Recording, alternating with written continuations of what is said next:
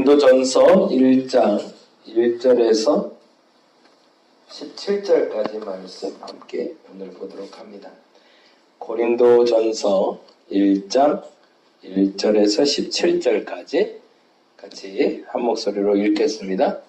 하나님의 뜻을 따라 그리스도 예수의 사도로 부르심을 받은 바울과 형제 소수되는 고린도에 있는 하나님의 교회 곧 그리스도 예수 안에서 거룩하여지고 성도라 부르심을 받은 자들과 또 각처에서 우리의 주 곧 그들과 우리의 주 되신 예수 그리스도의 이름을 부르는 모든 자들에게 하나님 우리 아버지와 주 예수 그리스도로부터 은혜와 평강이 있기를 원하노라. 그리스도 예수 안에서 너희에게 주신 하나님의 은혜로 말미암아 내가 너희를 위하여 항상 하나님께 감사하노니 이는 너희가 그 안에서 모든 일 곧 모든 언변과 모든 지식의 풍족함으로 그리스도의 증거가 너희 중에 견고하게 되어 너희가 모든 은사에 부족함이 없이 우리 주 예수 그리스도의 나타나심을 기다림이라. 주께서 너희를 우리 주 예수 그리스도의 날에 책망할 것이 없는 자로 끝까지 견고하게 하시리라. 너희를 불러 그의 아들 예수 그리스도 우리 주와 더불어 교제하게 하시는 하나님은 미쁘시도다. 형제들아, 내가 우리 주 예수 그리스도의 이름으로 너희를 권하노니 모두가 같은 말을 하고 너희 가운데 분쟁이 없이 같은 마음과 같은 뜻으로 온전히 합하라. 내 형제들아, 근로의 지편으로 너희에게 대한 말이 내게 들리니 곧 너희 가운데 분쟁이 있다는 것이라. 내가 이것을 말하거니와 너희가 각각 이르되 나는 바울에게, 나는 아볼로에게, 나는 게바에게, 나는 그리스도에게 속한 자라 한다는 것이니 그리스도께서 어찌 나뉘었느냐? 바울이 너희를 위하여 십자가에 못 박혔으며 바울의 이름으로 너희가 세례를 받았느냐? 나는 그리스도와 가이오 외에는 너희 중 아무에게도 내가 세례를 베풀지 아니한 것을 감사하노니 이는 아무도 나의 이름으로 세례를 받았다 말하지 못하게 하려 함이라. 내가 또한 스데바나 집 사람에게 세례를 베풀었고 그 외에는 다른 누구에게 세례를 베풀었는지 알지 못하노라. 그리스도께서 나를 보내심은 세례를 베풀게 하려 하심이 아니요 오직 복음을 전하게 하려 하심이로되 말의 지혜로 하지 아니함은 그리스도의 십자가가 헛되지 않게 하려 함이라. 아멘. 세례라는 것에 대해서 아무래도 굉장히 큰 의미를 부여했던 것 같아요. 16절에 이제 15절, 16절에 세례라는 단어가 계속 나오고 있는데요. 13절, 14절, 15절, 16절에 이어서 계속 세례라는 단어가 나오고 있는데 당시 이 세례는 우리가 말하는 세례하고는 조금 의미가 좀 달라요. 그러니까 지금 우리는 너무 이게 형식에 치우치게 돼서 좀 아쉽긴 했는데 개신교에서 남아있는 중요한 그 뭐라 그럴까요? 예전 성사라고 부르는데 성사 캐톨릭에서는 7대 성사라고 그래서 7개의 성사가 아직 남아있습니다. 고해 성사라고 그러죠.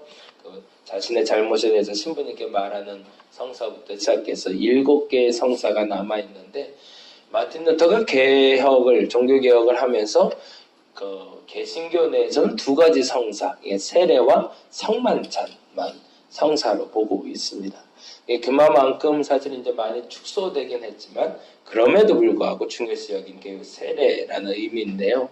근데 그조차도 이제 간소화됐죠. 그래서 교황청에서 세례를 베풀 때 원래 이제 다른 아직도 교단 중에 침례라는 단어를 쓰는 데가 있고 세례라는 단어가 있는데 아무래도 이제 세례라는 단어보단 침례라는 단어가 저희 감리교도 세례를 하긴 하지만 침례가 좀 더 의미가 있는 것 같아요. 우리 아이도 엊그제는 물어보더라고요. 세례가 뭐냐고. 세례 유래를 혹시 아시나요? 세례가 왜 물을 이렇게 하게 됐는지. 홍해 사건도 있고 서신서를 이제 보면서도 얘기 드리겠지만 노아의 사건이 시작이 됩니다. 노아의 사건. 그러니까 하나님의 첫 번째 심판이 있을 때 모두가 침수되잖아요. 모두가 물속에 들어가서 죽게 되는 일이 벌어졌는데, 그때 물에서 건져냄을 받은 사람들의 무리가 있었는데 그게 노아의 가족 8명이었죠. 그때 이후로 유대교에서는 이 세례를 굉장히 큰 의미를 갖게 됐습니다. 뭐냐면 물에 들어갔다가 나오는, 그래서 물에 건져진 사람들, 그래서 구원받은 사람들이란 예표로 세례를 주로 많이 행하게 됐고, 그리고 지금 우리랑 조금 의미가 다른 게 세례를 준다는 것. 예전에 그런 이제 복음서에서 그런 표현들이 있어요. 요한의 세례냐 뭐 이런 표현이 나왔던 이유는 그의 제자가 되는 것을 말하기 때문에 그랬습니다. 직계가 되는 거죠. 그러다 보니까 오늘 이 분쟁에 대한 이야기를 하게 되는 겁니다. 그래서 바울은 오히려 감사한다는 겁니다. 자기의 제자를 삼기 위해서 세례 준 자가 적었다는 것에 대해서 오히려 나는 감사한다.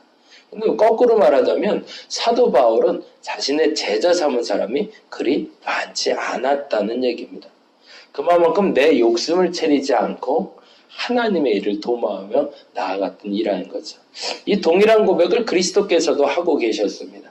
제자들 외에는 세례 준 일이 없다. 그리고 그 제자들이 몇몇만 세례 줬다는 얘기가 나올 때 그만큼 그리스도께서는 나의 것이라는 것을 자꾸 주장하기보다 하나님의 것에 대해서 끊임없이 말하고 싶었던 거죠. 근데 안타깝게도 이 고린도 교회는 그게 제일 큰 문제가 발생하게 된 겁니다. 왜냐하면 그것은 곧 소속감을 말하기 때문에 그렇습니다. 교회 내에서도 그래서 세례는 조금 더 의미를 좀 확대하는 건 아니지만 조금 더 깊어질 필요는 있지만, 그렇다고 해서 지금처럼 이렇게 분파를 나누는 이런 어리석음까지는 없어야겠죠. 이 고린도 교회의 이야기는 사실은 에베소에서 사도 바울이 오늘 여기도 지금 나오고 있는데요. 11절 한번 볼까요? 11절 말씀. 같이 한번 읽어보겠습니다. 내 형제들아, 클로에의 집 편으로 너희에게 대한 말이 내게 들리니 곧 너희 가운데 분쟁이 있다는 것이라 라는 것이 시작이 됩니다. 사실은 고린도라는 자리는 2차 선교 여행 때 사도 바울이 갔다가 머물면서 복음을 전했던, 지난번에 말했던 이 로마서를 기록했던 장소이기도 합니다. 그만큼 머물기 좋았고 복음도 전파되었고 그리고 수많은 사람을 만날 수 있는 굉장히 중요한 통로였죠. 근데 그곳에 머물고 이제 돌아와서 3차 선교 여행을 출발하는데 이 돌아왔다라는 표현은요, 말 그대로 그 안디옥 교회에 왔다는 얘기입니다. 안디옥 교회로 돌아왔다가 1차, 2차, 3차를 가게 되는데 2차 고린도를 거쳐서 안디옥에 돌아와서 3차 선교 여행을 갈 때 에베소에 오래 머물게 됩니다. 이 머무는 동안 궁금한 일이 벌어졌고 그리고 오래 머물고 있으니 사람들이 찾아오게 됐겠죠. 그래서 찾아온 사람 중에 글로의 집사람 중에 하나가 아마도 이들이 고린도 교회의 한 가정교회 중에 하나였던 것 같아요. 그래서 그들이 와서 고린도 교회 얘기를 이런저런 얘기를 하다 보니 그 안에 좋았던 일들, 나빴던 일을 이야기하게 됐고 본인은 직접 가지 못하니 그 편으로 이 편지를 보내게 된 거였죠. 날짜로는 약 55년경에서 57년경으로 보고 있습니다. 정확히는 언제다라고 딱 규정지어 말할 수는 없지만 3차 선교 여행을 떠났던 그때의 에베소라는 곳에서 이 고린도 사람들에 대한 이야기를 듣고 쓴 편지. 그래서 총 학자들 얘기는 한 4가지 정도의 편지가 존재했다고 봐요. 근데 그 중에 2가지는 소실됐고요. 그 2가지가 남았는데 그게 우리가 잘 아는 고린도 전서와 고린도 후서가 됩니다. 고린도 전서는 1장부터 쭉 진행되는 가운데 그 순서가 그래도 순서대로 진행이 되는데 나중에 고린도 후서를 살펴보겠지만 조금 좀 앞뒤가 바뀌어요. 그건 이제 나중에 가서 좀 편집상에 좀 문제가 있었다라는 얘기 조금 한번 좀 드려야 될 것 같습니다. 중요한 것은 고린도 교회에 3가지의 분쟁이 나타났고 문제가 나타났고 그 문제에 대해서 지적하는 이야기가 바로 이 고린도 교회에 대한 이야기입니다. 근데 그 분쟁에 대한 이야기를 다음과 같이 다루고 있습니다. 12절 볼까요? 12절 말씀. 1장 12절 같이 한번 읽어보겠습니다. 내가 이것을 말하거니와 너희가 각각 이르되 나는 바울에게, 나는 아볼로에게, 나는 게바에게, 나는 그리스도에게 속한 자라 한다는 것이니 라는 것이 문제가 된다는 겁니다. 각 사람의 목사님들이 세워지고 교회가 세워진다는 건 참 복입니다. 어제는 저기 신원 아침도시 전도를 좀 다녀왔는데요. 더워서 안 나가려고 했는데 보여주실 땐 가야겠더라고요. 어제 점심 먹으러 나가는데 이사 차량이 이렇게 쫙 서 있더라고요. 근데 황금어장에 물고기가 들어왔는데 안 갈 수는 없잖아요. 그래서 어제 좀 바리바리 싸고 가고 쭉 한 바퀴 돌고 왔는데 좋은 사람들을 많이 만났어요. 좋은 사람 만났다는 건 예수 믿을 가능성이 보이는 사람들을 많이 만나게 됐고요. 그리고 이제 많이 좀 좋게들 대해주시는 분들 만났고, 신창에서 이사 간 분도 만났고, 칼빈대 다니시는 분도 좀 만나고, 그렇게 저렇게 좀 만나고 왔습니다. 벌써 이제 말씀교회는 한번 왔다 갔다 그러더라고요.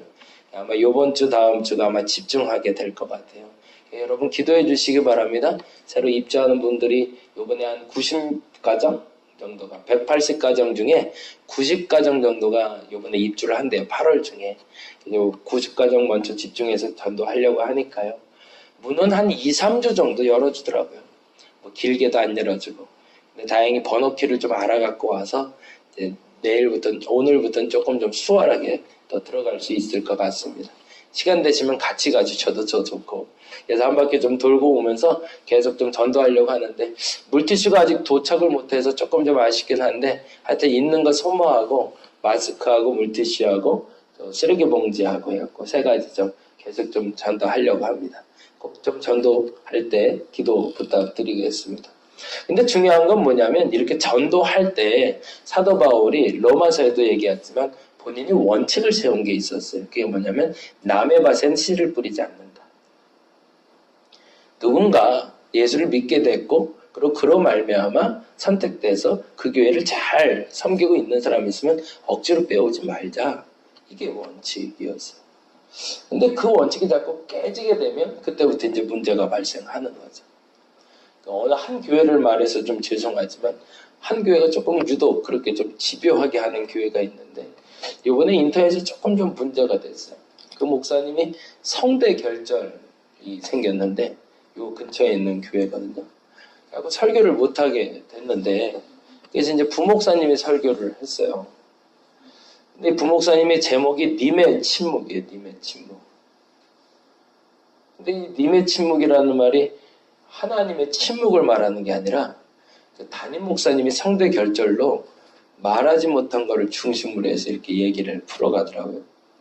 인터넷에 이슈가 돼서 도대체 뭐가 문제인가? 그러고 봤는데 이게 크게 2가지로 이렇게 나왔는데, 중간에요, 아예 설교 중간에 그 담임 목사님의 생애에 대해서 쫙 한 6분 정도 영상으로 보여주더라고요. 그분이 어떻게 개척했고 어떻게 부흥시켰고 어떻게 교회가 이렇게 됐고, 그리고 그 영상이 딱 끝나니까 다 같이 우리 외쳐볼까요? 그러면서 제가 목사님 하면 여러 번 사랑합니다 이렇게 외치라는 거예요. 그래서 그 부목사님 목사님 그러니까 사랑합니다 그러더라고요. 뭐 그때까지는 일단 나쁘진 않았는데 얘기가 자꾸 왔다 갔다 해요. 뭐하고 왔다 갔다 하냐면 예수님하고 담임 목사님하고 왔다 갔다 해요.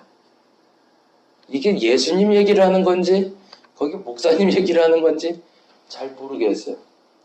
그리고 마지막에 그 사명에 대한 찬양을 누가 나와서 이제 노래를 부르는데, 그러면 이제 통상 이제 그런 영상이 이제 주변에 나올 때는 이제 예수 그리스도에 대한 영상이나 믿음에 대한 영상이 나오잖아요. 또 한 번 그 담임 목사님의 생애에 대한 영상이 쫙 나오는 거예요. 그러면서 사명에 대한 찬양을 부르면서 성도들은 막 눈물 흘리는 장면이 이렇게 화면에 쫙 나오더라고요. 약간 좀 위험하더라고요. 왜 위험할까요? 사람이 서고 있기 때문에 그렇습니다.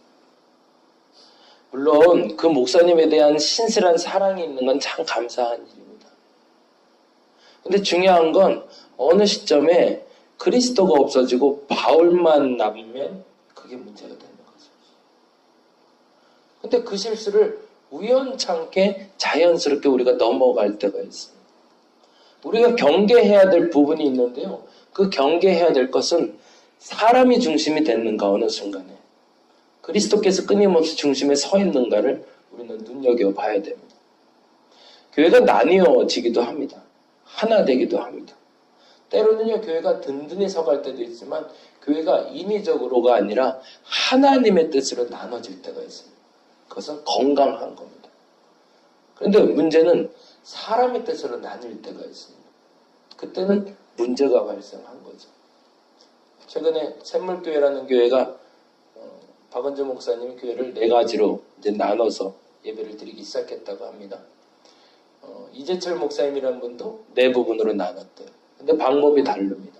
박은주 목사님은 1, 2, 3, 4부 예배로 나눠서 각 예배 시간에 각 담임 목사님을 세워서 지금부터 이제 분립할 수 있도록 준비를 하고 계신다고 하고요. 이재철 목사님 같은 경우에는 4 목사님을 세웠는데 4 목사님이 한 분은 교육 파트, 한 분은 선교 파트, 한 분은 모 파트. 그래서 4가지 파트로 나눠서 한 분은 설교 파트만 맡게끔 이렇게 해서 4가지로 나눴더라고요. 그러면서 이재철 목사님이 그 얘기를 하시더라고요. 솔직한 얘기를 하시는데 본인이 목회할 때 이만큼의 인원을 가지고 함께 목회하는데도 큰 무리가 안 생길 만큼 품을 수 있었지만 죄송한 얘기지만 아무리 생각해도 이 4명에게 한 사람에게 몰아줬을 땐 교회가 깨질 것 같아요. 한 사람의 교회가 될 것 같은 거죠. 그래서 4가지로 나누게 됐다고. 박은주 목사님도 마찬가지. 지금 교회가 덩치가 너무 커져서 문제가 되고 있는데 문제라는 건 뭐냐면 내 교회가 될까봐. 그래서 자신은 빠지고 그래서 4가지 교회로 나누게 됐다고. 그 시작을 한 교회가 김동호 목사님이었는데 김동호 목사님도 교회를 역시 5개로 나눠서 각 처소에서 예배드리고 담임 목사. 근데 김동호 목사님 간증이 재밌었어요. 하나님 나도 하나 맡을까요? 그랬대요. 근데 넌 빠져 그러시더래요. 너까지 끼면 그쪽으로 다 몰리니까 넌 빠져 그러더래요.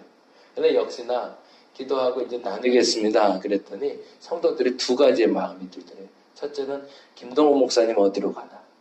예배드릴 때 어디로 가나를 첫 번째 보고 있더래요. 그리고 2번째는 기다려보자. 어느 순간에 어디가 약해지면 그쪽에 목사님 몰릴 테니까 그쪽으로 쫓아가자. 그래서 어느 목사님 세워지는지 보고 가자 그러더래요. 성도들 마음이 그렇게 움직이는 걸 보고 결국엔 사람 중심이라는 거지. 그래 이거 없애. 먼저 교회부터 나누자. 그래서 먼저 기도하고 교회 나누게 한 다음에 담임 목사님을 나중에 세워지고 거기서 자기는 빠지는 방법으로 택했다고 합니다. 왜요? 사람이 서면 안 되니까. 큰 교회가 건강해질 수 있는 방법은 거기에 있는 것 같아요. 내가 담당할 분량이 있고 담당 못할 분량이 있습니다. 그걸 인정하기 시작하면 사람이 서지 않습니다. 근데 내가 감당할 수 있다고 생각하는 순간 그때부터 하나님은 사라지기 시작합니다. 이거는 담임 목사님들만 말하는 게 아니라 나도 마찬가지. 우리들의 삶 속에 끊임없이 예수가 주인이 되어야 되고 예수께서 한 발 항상 앞서 가셔야 되는데 어느 순간부터 내가 할 수 있을 것이라는 착각이 들기 시작합니다. 원래는 그것도 하나님이 해주셨던 일인데 그 위험 요소를 여러분이 하루하루 제거하시기 바랍니다. 한 날 갑자기 찾아올 것이고 아주 당연한 듯이 찾아올 겁니다. 그 당연한 듯이 찾아오면 오늘 말한 것처럼 바울파, 아볼로파, 그리스도파로 나뉘는 그 모습을 저와 여러분이 눈으로 보게 될 겁니다. 그러기 전에 끊임없이 하나님 당신이 주인입니다. 예수 그리스도 당신이 이 땅의 주인이십니다. 라는 말이 저와 여러분에게 믿음의 고백을 항상 한 발 앞서갈 수 있기를 간절히 바랍니다. 기도하겠습니다. 하나님이 앞서셔야 됩니다. 어느 순간부터인가 자연스럽게 내가 그쪽에 한 발 올릴 때가 있는 것을 보게 됩니다. 위험한 일입니다. 무서운 일입니다. 교회는 산산이 쪼개질 겁니다. 예수 없이 하는 교회들이 많아지기 시작할 겁니다. 잘못돼 가고 있는 겁니다. 예수 그리스도가 바로 서는 교회 세워가게 하여 주시옵소서. 예수 그리스도가 바로 서는 내가 되게 하여 주옵소서. 오늘도 혹여 하나님을 깜빡하지 않았는지, 오늘도 혹여 하나님이 앞서지 않고 내가 앞서지 않았는지, 남들 탓할 게 아니라 나를 돌아보게 하여 주옵소서. 오늘도 혹여 내가 앞서가고 있지 않은지 급하다는 핑계로, 상황이 그렇다는 핑계로, 나도 할 수 있다는 핑계로 내가 앞서가지 말게 하시고 오직 예수 그리스도께서 앞서갈 수 있는 내가 되게 하여 주시옵소서. 감사합니다. 고마우신 예수 그리스도의 이름으로 기도드렸습니다. 다 같이 기도하고 돌아가도록 하겠습니다.